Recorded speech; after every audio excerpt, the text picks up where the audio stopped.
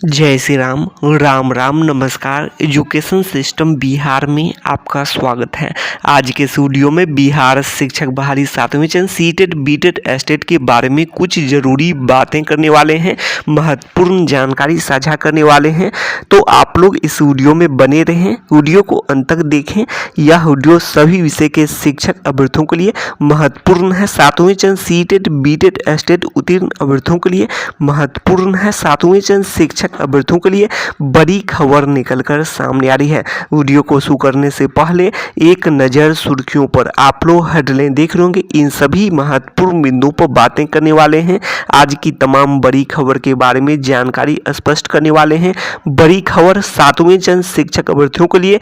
सबसे पहले आज की बड़ी खबर पर बात कर लेते हैं। आप लोग देख रहे होंगे कैबिनेट बैठक और सभी अभ्यर्थी जो 7वें चरण का लगातार 4 साल से इंतजार कर रहे हैं, लगभग 4 साल होने को हैं, सभी अभ्यर्थी यही उम्मीद कर रहे हैं कि जो कैबिनेट बैठक में कुछ अच्छी खबरें निकलकर सामने आए 7वें चरण के शिक्षक अभ्यर्थियों के लिए, अर्थात जो नियमावली 2022-23 को लेकर और इसके अलावा जो कंप्यूटर शिक्षक के पद के सृजन के संबंध में 7360 पद के सृजन के संबंध में अच्छी खबर निकलकर सामने आए। लेकिन ऐसा फिर से नहीं हो सका, फिर से सभी उम्मीद पर पानी फिर चुका है।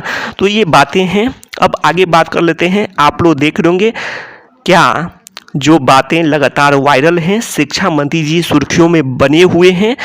तो क्या 7वें चरण मुद्दा से बचने के लिए ये बातें हैं, आप लोग जान सकते हैं कि जो कि अभी के अनुसार शिक्षा मंत्री जी सभी न्यूज़ चैनल के माध्यम से हों या फिर सभी जगह वायरल हैं। बिहार के शिक्षा मंत्री जी के बारे में बातें की जा रही हैं। तो क्या, जबकि आप लोग जानते हैं 7वें चरण शिक्षक बहाली का मुद्दा चरम पर है और सभी अभ्यर्थी यही मांग कर रहे हैं नौकरी रोजगार के बारे में, और जबकि आश्वासन भी दिया गया था जो आप लोग देख सकते हैं 10 लाख नौकरी रोजगार से बचने के उपाय।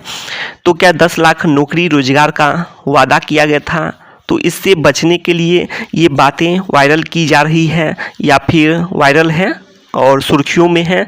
जबकि और इसके अलावा यह भी दो बातों को लेकर अभ्यर्थियों के मन में आशंकाएं बनी हुई है। क्या फिर बीएसएससी सीजीएल और 7th फेज मुद्दा से बचने के लिए, जबकि टॉपिक अभी के अनुसार बात करें तो शिक्षा मंत्री जी का प्रयास ये होना चाहिए था कि 7वें चरण की बहाली प्रक्रिया जल्द से जल्द शुरू हो। आप लोग जानते हैं बिहार के उच्च माध्यमिक विद्यालय में शिक्षकों की भारी कमी है और सभी पंचायत में उच्च माध्यमिक विद्यालय हैं, अर्थात उत्क्रमित किए गए हैं, और ऐसे में शिक्षकों की ज़रूरत है और 4 साल से अभ्यर्थी इंतजार कर रहे हैं। खास करके जो स्टेट 2019 क्वालिफाइड अभ्यर्थी लगातार 4 साल से इंतजार कर रहे हैं, 4 साल होने को हैं।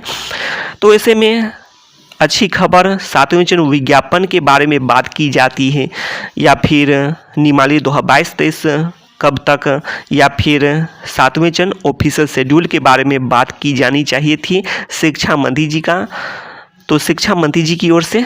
जबकि आप लोग देख रहे हैं शिक्षा मंत्री जी टॉपिक से अलग हटकर बातें करते हैं और इसके अलावा जब भी नौकरी रोजगार की बातें की जाती हैं, और जबकि आप लोग जानते हैं 10 लाख नौकरी का वादा, तो ऐसे में बातें की जाती है। तो इस बीच शिक्षा मंत्री जी द्वारा कई बार स्पष्ट की गई है कि नौकरी रोजगार के संबंध में कि 16 करोड़ देने वाले से और जो देने के लिए बैठा है उसे परेशान किया जा रहा है। तो इस टाइप की भी बातें कर देते हैं और मोहब्बत नफरत का पाठ की बातें होती है। जबकि 7th फेज कब तक, तो इस संबंध में न ऑफिशियल तौर पर बातें की जाती हैं, न ही शिक्षा मंत्री जी के माध्यम से, तिथि के माध्यम से स्पष्ट नहीं की जाती हैं, वही बातें हैं।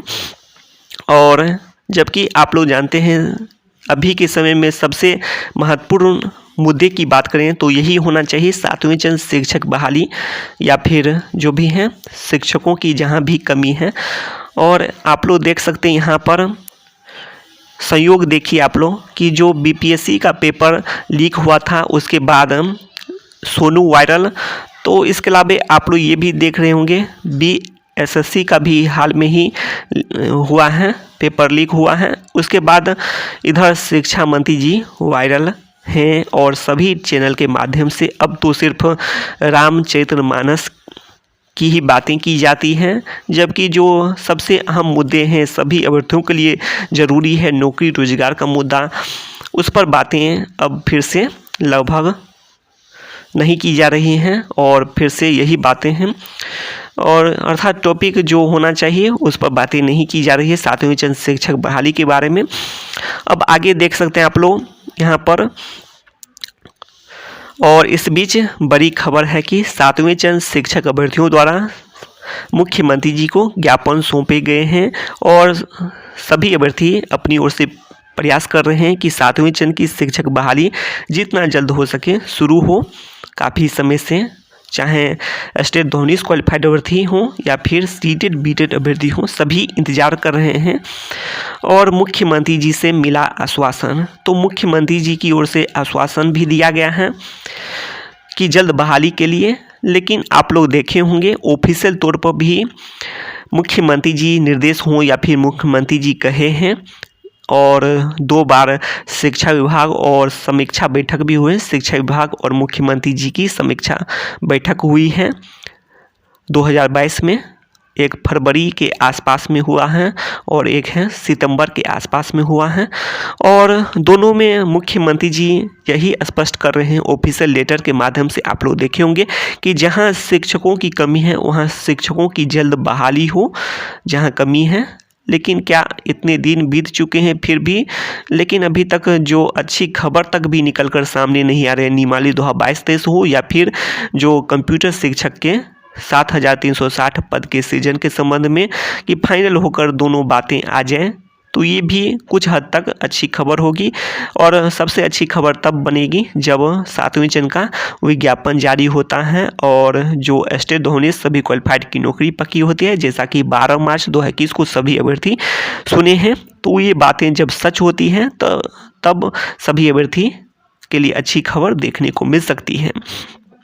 अब आगे आप लोग देख रहे होंगे, तो ऐसे में सवाल यही है कि आखिर शिक्षा मंत्री जी लगातार जो बातें कर रहे हैं टॉपिक से अलग हटकर बातें इसको कहा जाए, कारण है अभी के समय में यही बातें होनी चाहिए। 7वें वेतन शिक्षक बहाली के बारे में ही बातें की जानी चाहिए जब शिक्षा मंत्री जी और बिहार का जो शिक्षा व्यवस्था को लेकर बातें की जाती और जितना जल्द हो सके शिक्षकों की बहाली के लिए प्रयास की जाती, तब शिक्षा मंत्री जी को आप लोग समझ सकते थे कि बातें शिक्षा मंत्री जी शिक्षा के लिए कर रहे हैं, अर्थात बिहार के शिक्षा बेहतर हो सके इसके लिए बातें कर रहे हैं, अधिक से अधिक अभ्यर्थियों को नौकरी रोजगार मिले इसके लिए बातें कर रहे हैं। लेकिन अब तो बातें आप लोग देख रहे हैं रामचरितमानस के अनुसार बातें अब सुर्खियों में बनी हुई हैं।